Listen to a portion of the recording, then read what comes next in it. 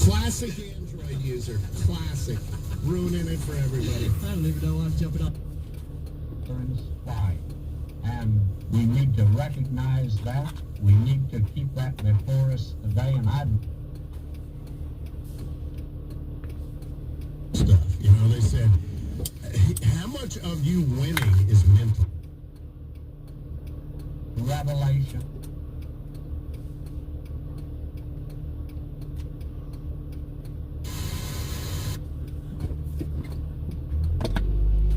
A grand hiking event through the forests and fields of New York.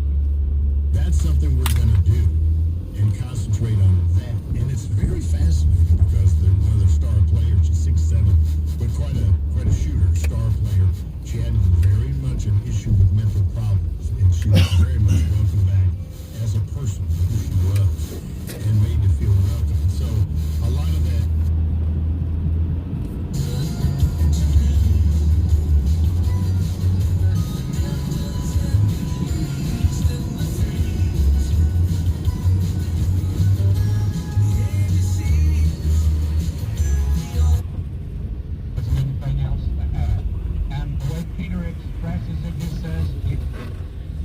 Continuing its spring concert series, coming up Thursday.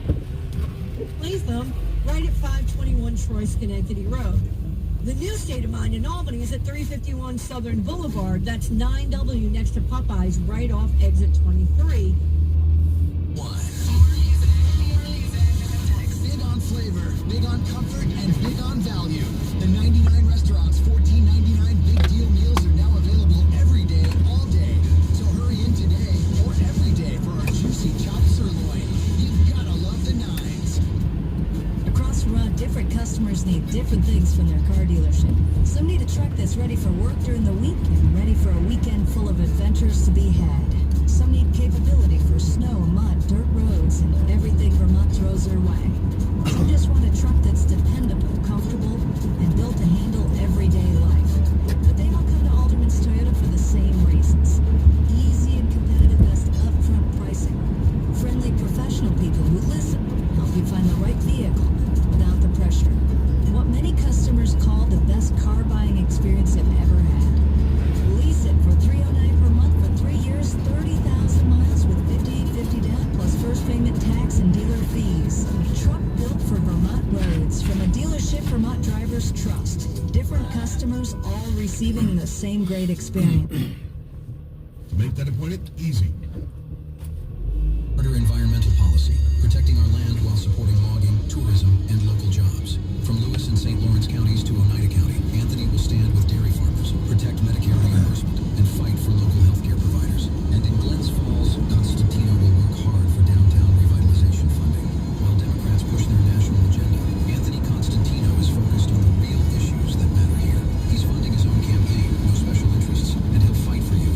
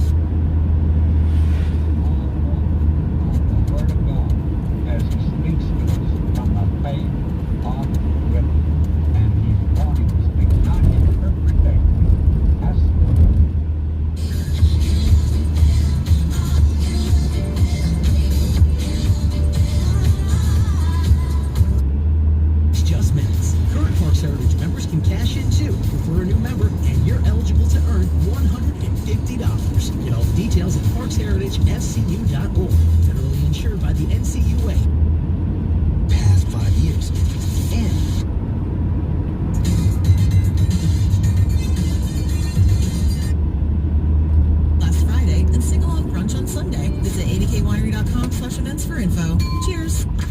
Whether you're stocking up on essentials, heading out for a night on the town, or prepping for your next vacation, you can score big with Scorecard Rewards using your Adirondack Trust debit card. For every $1 you spend, you earn rewards points, redeemable for merchandise, special discounts, travel perks, and more. Visit AdirondackTrust.com/scorecard rewards to learn more. Adirondack Trust Company, above and beyond. Member FDIC. Hi, this is Todd from the Kinney Agency of Hudson Falls and Galway. There's a lot of talk about affordability these days, and the Kinney Agency can sure help.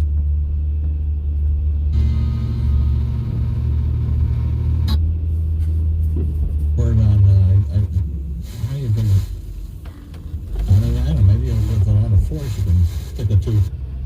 Extra 25 As far as polling is concerned and pollsters, they have really become more and more an instrument of campaigning rather than really having an objective picture about public opinion. There are polls that show the opposition in advance and there are polls that show Fidesz in advance. What we concentrate on is really winning on Sunday. The opposition leader, Mr. Magyar, says that he's the anti-corruption candidate, and there have been quite a lot of accusations levelled at Fidesz and Viktor Orban personally that he's encouraged gerrymandering, manipulated constituency boundaries in his favour. There's claims of voter intimidation. There's a new film out, The Price of the Vote, talks of actual buying of votes. How do you counter those accusations? It's just usual campaign, loudness and the usual kinds of accusations and statements that you hear in any campaign. Hungary is a stable democracy, and we have a very interesting and sharp choice now between a patriotic government represented and led by Viktor Orban and between another force which would like to follow the Brussels political line, which we believe would be a complete mistake. You say your party is the patriotic party, but of course there have been allegations within the past week or so that the Orban government is way too close to the Kremlin. The Polish Prime Minister, Lithuanian ministers as well, recently accusing the foreign minister of your country of relaying precise details from EU meetings to the Kremlin. I mean, that doesn't sound particularly patriotic, does it? Well, those politicians that you quoted are well known for their pro-war and massively anti-Russian position. The interest of the European Union would be to reach a quick end to this warfare to the east of us. That would require reaching a political deal with the Russian president, also involving the Ukrainians and maintaining Ukraine as a sovereign country. I mean, I'm sure those politicians you mentioned would say they're not pro-war. Mr. Vance, of course, spoke last year about democracy in Europe, saying that the voters must be respected. If Mr. Orban does lose on Sunday, will he immediately concede and give up power? Prime Minister Orban has always respected the outcome of every single election that he's taken part in. We believe in democracy, and we're going to win on Sunday. That's Balázs Hidvégi, their MP in the ruling Fidesz party, speaking to us earlier. And what's the view, though, from the United States, especially within President Trump's MAGA base? Isaac Stanley Becker is a staff writer at The Atlantic who focuses on US-European relations. He's currently in Hungary covering J.D. Vance's visit, and I'm delighted to say he joins us live on the line from there. Isaac, I mean, is there some political jeopardy for J.D. Vance, it being so fully behind Viktor Orban, particularly if he loses this election? Well, I think you're right to be thinking about and asking about the domestic political consequences of this, because I think that's really more important than the significance of this visit to the actual voting in Hungary, where I think that whatever J.D. Vance says is likely to have little significance. Where it has more significance is back home in the MAGA movement that J.D. Vance wants to lead into victory in the 2028 presidential contest. And Hungary has been this real model for that movement, and so the consequences of the election here are enormous. It's been this kind of foreign template for a certain vision, a kind of a right-wing vision of seizing the institutions of the state, using them to advance a particular vision of the good life, and punishing those who don't comply with that, which includes leftists, intellectuals, sexual minorities, and immigrants. Can they really be comparable, though? Because Hungary, whilst obviously an important country, is tiny. It's got a population less than that of the US state of Ohio, which is one of the least populated states. So, I mean, what's in it for Mr. Vance? Well, that's the thing that's kind of remarkable about this. You stand back and you realize this is a landlocked country of fewer than 10 million people. It contributes negligibly to NATO, which is the ostensible measure that the Trump administration uses to determine which European partners are valuable to Washington. But because of this ideological symmetry, it's come to take on this really outsized significance in the MAGA mindset. It's seen as this kind of barometer of Trumpism. Okay, I think we can just hear you. It's a very difficult line, sadly. I know you're out and about. I mean, in terms of where this puts the US-EU relation, the EU has been very critical of Viktor Orban. They blame him for holding up the funding to go to Ukraine. Recently, there's been talk that there's been direct contact with the Kremlin, which various governments are cross about. It does put the Americans on the totally different side to all of this, to the EU. That's exactly right. We're seeing a kind of new convergence here between the U.S. and Russia, who are on the same side of this election, and arrayed on the other side are the leaders of most EU countries who quietly, at least not in an overt way that Vance is doing, are hoping for a different outcome. So it's just one more kind of dent in that U.S.-Europe relationship that we've now seen for over a year since the start of the second Trump term. All right, very good to speak to you. Thank you so much for speaking to us live from Hungary there on J.D. Vance's visit to the country ahead of elections. That's Isaac Stanley Becker, staff writer at The Atlantic, bringing us to an end to this edition of NewsHour. From me and the whole team here in London, thanks for joining us.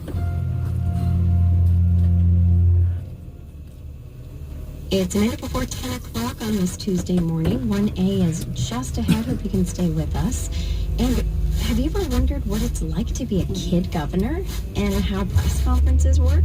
Well, you can find out in a special radio broadcast of the Kid Governor Press Conference hosted by Vermont Public's Jane Lindholm last month. Listen this Friday at noon right here on Vermont Public. Where we have more from Rutland Regional Medical Center, where healthcare equity and access are the foundations to a healthy community. Learn more at rrmc.org.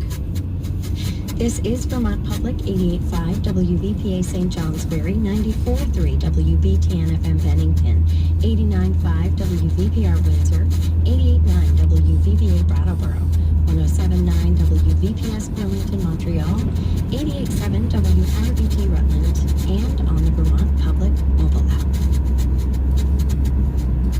Hospitals receive nearly 1/5 of all their funding from Medicaid. When that funding gets cut, who pays the price? From WAMU and NPR in Washington, this is 1A.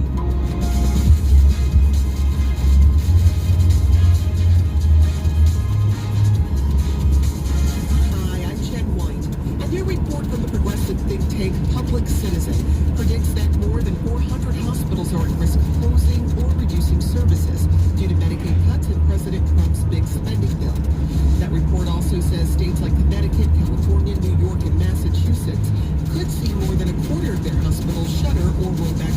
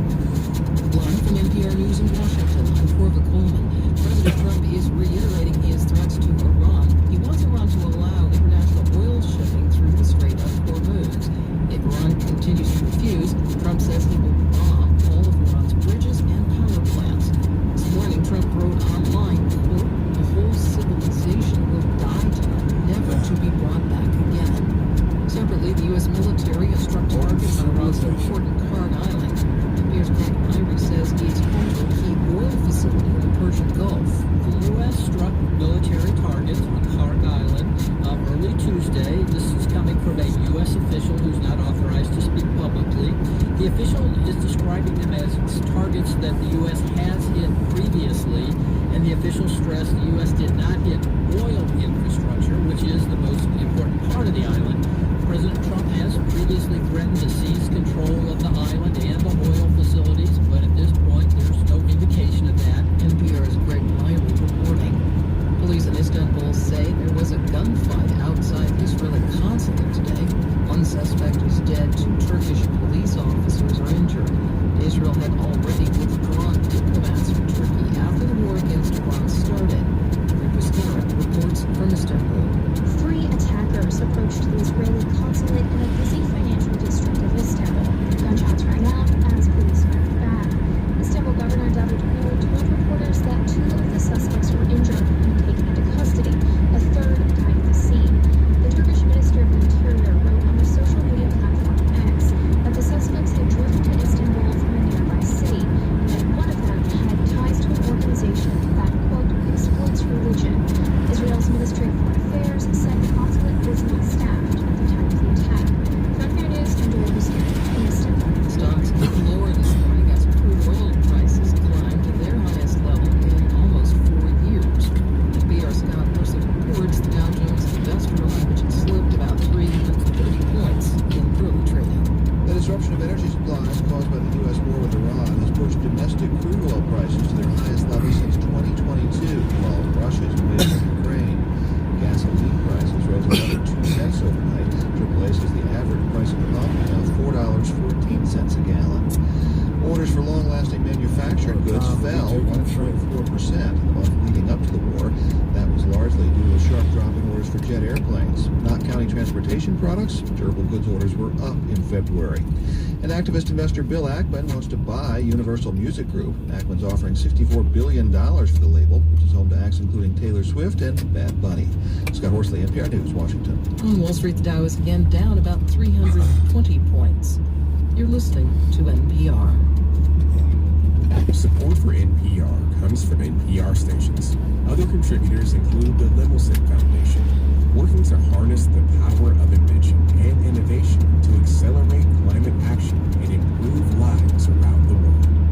Learn more at lemelson.org. This is NPR. Contra dance has deep roots in New England, but it's also still evolving. Ever heard of techno contra? It's a thing. I'm Michaela LeBrack, and on the next Vermont edition, 2 well-known Contra callers give us a look into this beloved tradition. Do you go to Contra dances in our region? How long have you been doing it? And what's your favorite part of the dances? Email Vermont Edition at vermontpublic.org and join our conversation today at noon. You're listening to 1A here on Vermont Public, where we have funding from Adirondack Audiology, providing hearing services for over 40 years in Shelburne, Vermont, and in Plattsburgh, Saranac Lake, and Potsdam, New York. AdirondackAudiology.com. And Vermont Community Foundation, connecting people, families, and businesses with the causes they care about. Give where your heart lives. VermontCF.org. I'm the sky forecast just ahead here from the Fairbanks Museum and 2 hours of 1A. Hope you can stay with us.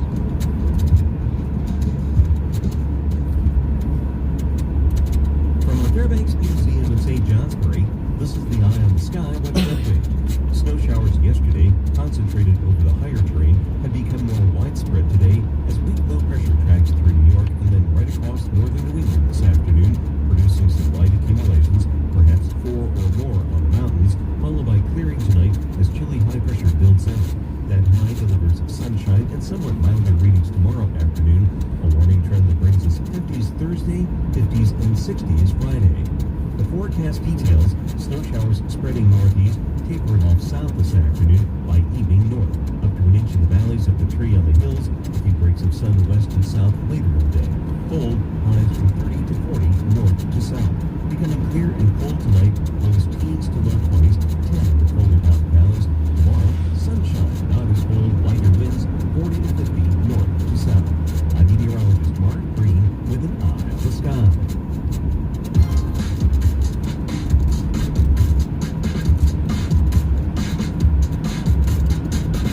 This is 1A. I'm Shannon White. More than 80 million people rely on Medicaid. In largest source of funding for states providing health coverage for low-income Americans and people living with disabilities. But President Trump's massive spending bill, which passed last year, is expected to cut the program by nearly $1 trillion over the next decade. Hospitals could be among the hardest hit. Medicaid covers about a fifth of all hospital spending, that's according to KFF Health News. A new report from the progressive think tank Public Citizen predicts that more than 440 hospitals are at risk of closing or reducing services in the years ahead. In states like Connecticut, California, New York, Massachusetts, and Washington, Public Citizen projects that more than a quarter of hospitals are at risk of shuttering or cutting services. And we should note that some hospitals named in the report challenge its findings. We'll hear what one of them shared later. But it's clear that obstetrics care could be hit especially hard by these Medicaid cuts. It's one of the most expensive services provided by hospitals, and Medicaid pays for nearly 40% of all births in the U.S. So we'll talk about the future of delivery and labor units later on. But first, what's the potential loss of hundreds of hospitals due to these funding cuts mean for the quality and availability of healthcare in our country? Joining us in studio is Julie Rovner. She's Chief Washington Correspondent for KFF Health News. She hosts their weekly health policy podcast, What the Health? It's distributed by our producing station, WAMU. Julie, it's always great to have you on. Always a pleasure to be here. Also with us is Dr. Howard Foreman. He's a professor of radiology and biomedical imaging, health policy management and economics at Yale University. He remains an active clinician in the Yale New Haven Hospital emergency room. And Connecticut is one of the 5 states with a quarter of their hospitals at risk. Dr. Foreman, it's great to have you. Thanks for having me on. And we want to hear from you. How have Medicaid cuts affected you in the hospital? And we're reminded that's the power that's fighting for.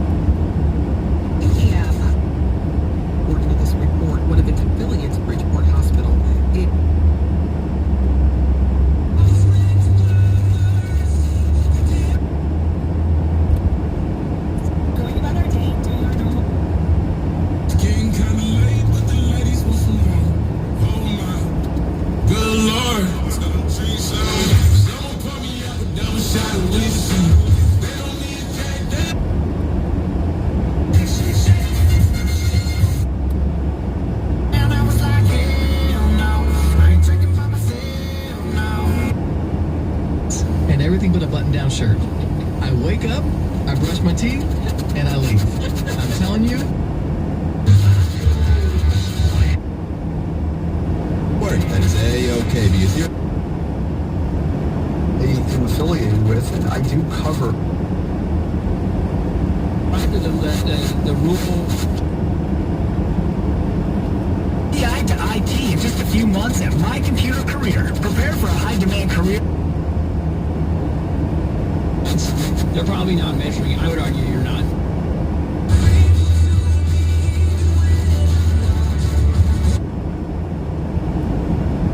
Paint with it with paintbrushes, or put in the little squirt bottles and spray it, or squirt it like a ketchup bottle to make designs. And they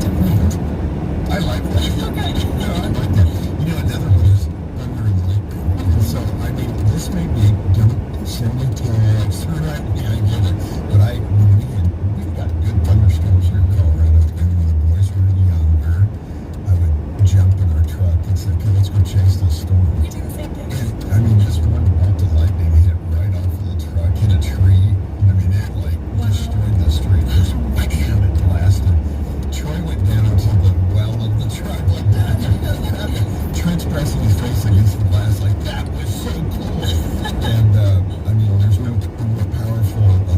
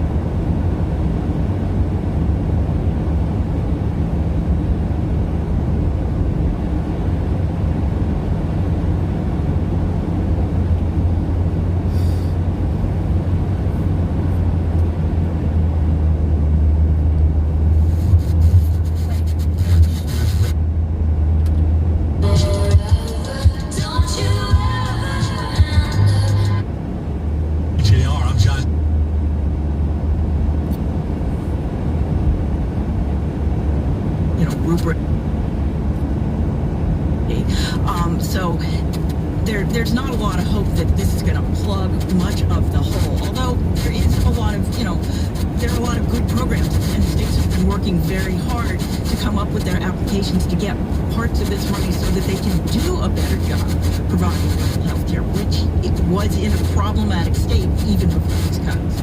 Dr. Foreman, rural or urban, hospitals aren't likely to turn away patients, even if they're stretched really thin. I'm curious first about what that means for morale in hospitals when there are fewer resources, potentially more patients, and just less capacity to serve the people who need help.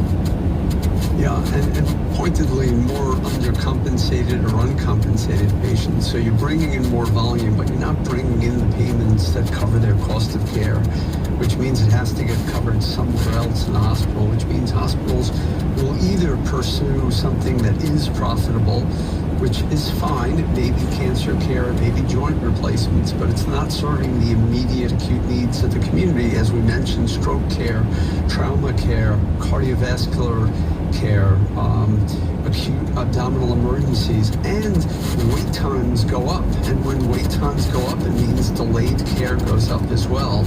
And so as well as everybody tries to do their job, it becomes that much harder when you're finding more and more patients being shuttled to emergency rooms rather than to outpatient clinics or to their local hospital where they could have more urgent care rather than emergent care.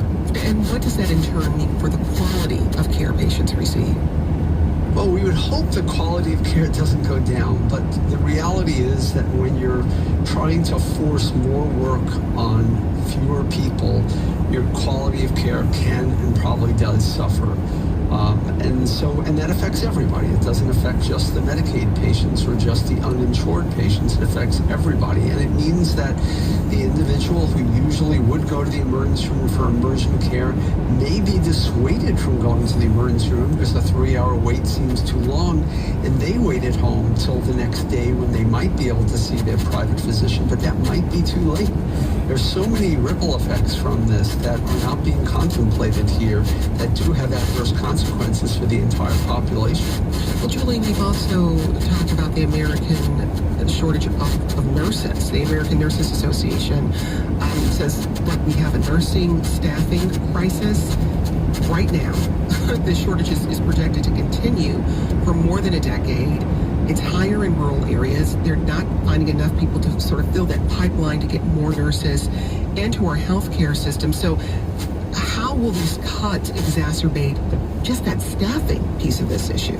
Well, as I said, labor is the biggest cost for most hospitals. Also, this is where immigration comes in. We're now having visa issues.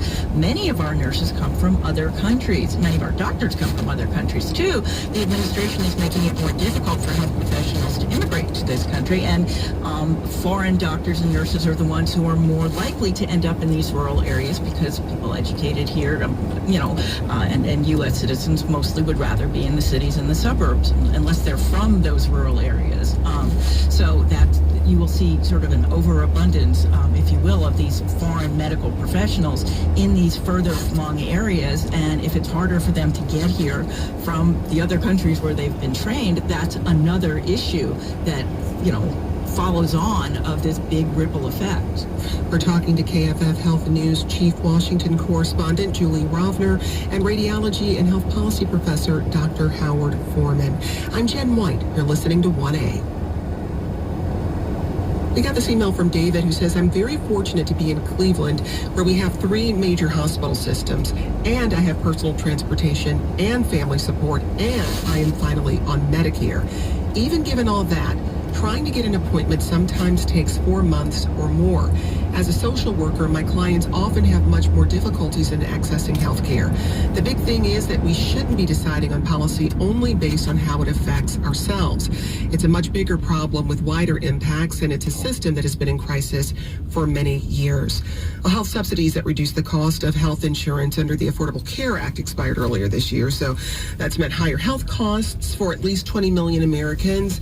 Some premiums rose as much as 114%. How does that, Julie, intersect with the Medicaid funding for hospitals? to make healthcare more expensive and potentially less accessible. Well, again, it's more people without health insurance. It's sort of the same problem for the hospitals. You talked about how hospitals don't want to turn patients away. Hospitals legally cannot turn patients away who are in emergencies. That's what EMTALA is about, the Emergency Medical Treatment and Active Labor Act. So they have to at least screen you and stabilize you. That is a federal law if you have an emergency room. So they have no choice if you come in without insurance. Again, they've got to find, a way to pay for that somehow. If you have people who are losing their Medicaid,